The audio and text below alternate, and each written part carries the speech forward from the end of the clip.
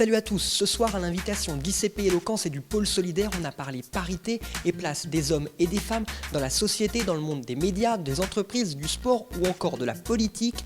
Joute oratoire, débat et surtout beaucoup de mauvaise foi. Retour sur cette soirée au cœur du débat. J'avais pour projet d'organiser un événement interassociation, mais je vois que naturellement, les étudiants s'organisent très bien entre eux et je vous félicite vraiment, toutes les associations, alors Marie particulièrement et puis l'ensemble des associations et de la vie étudiante de participer à cet événement sur un sujet en plus d'actualité et qui est très important. Je cède sans plus tarder la parole à Gauthier Maubuchon.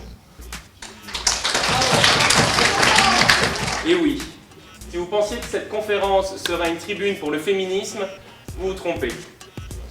Sous l'égide de Solidaire et de Marie Borin, qui ont lancé ce projet, vous aurez ce soir une conférence qui se voudra faire preuve de légèreté et d'humour. Et nous les remercions chaleureusement pour cette initiative. Mon concept peut-être à la toute base, c'était tout simplement de réunir les associations et en plus parler de la parité homme-femme qui est pour moi un sujet qui me tient vraiment à cœur et qui est pour moi un sujet dont on ne parle plus et où on en a marre et je voulais juste remettre ça à jour tout en faisant rire, tout simplement. Il fallait un intermittent du spectacle pour poser des questions, pour introduire. Et donc c'est à la pensée à ICP Éloquence, le bourreau de la farce. Tout de suite, elle a tout de suite pensé à moi. J'étais le premier sur le projet. Putain, pardon. Dans une soirée, dans un bar, à la fac, qu'allez-vous remarquer? La fille timide du fond de la classe, qui ne parle pas, ne rit pas en public, ou ne fait aucune réflexion? Ou allez-vous être interpellé par la fille grande gueule, justement?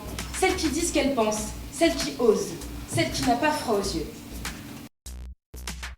Parce que ça permettait en fait que les étudiants puissent comprendre et voir que les clichés et les stéréotypes que l'on vit tous les jours en tant que féministe ou en tant que machiste, ils sont vrais en fait.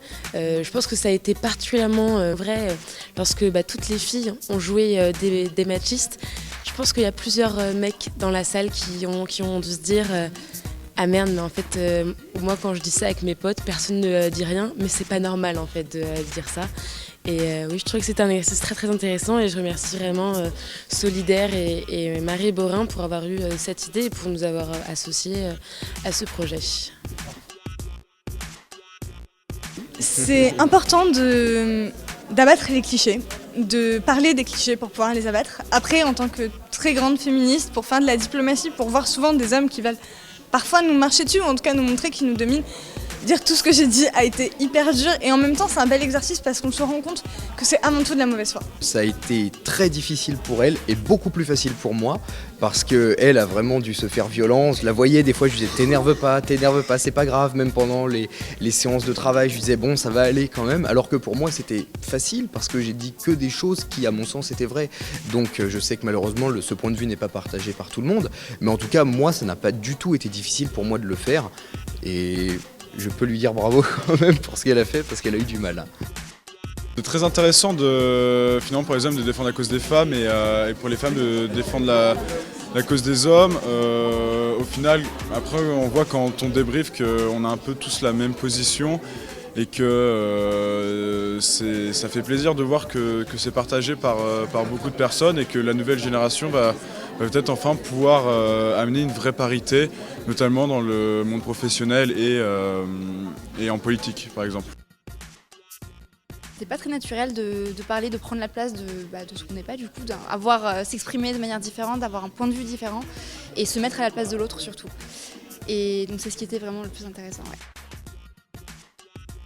Moi je me suis éclaté personnellement à le faire parce que voilà, c'est des sujets où on en parle comme ça rapidement dans les médias, mais là on est entre nous, on est entre assos et au moins on s'éclate à débattre là-dessus. Et non, pour moi j'ai pris un réel plaisir et je pense qu'en plus c'est un sujet qui fait écho, notamment dans les amphis, dans les promos, et je pense que non, c'est hyper intéressant d'avoir parlé de ça et il faut continuer à se battre, n'empêche pour les femmes. Et si, il y a une cause, il y a un enjeu derrière.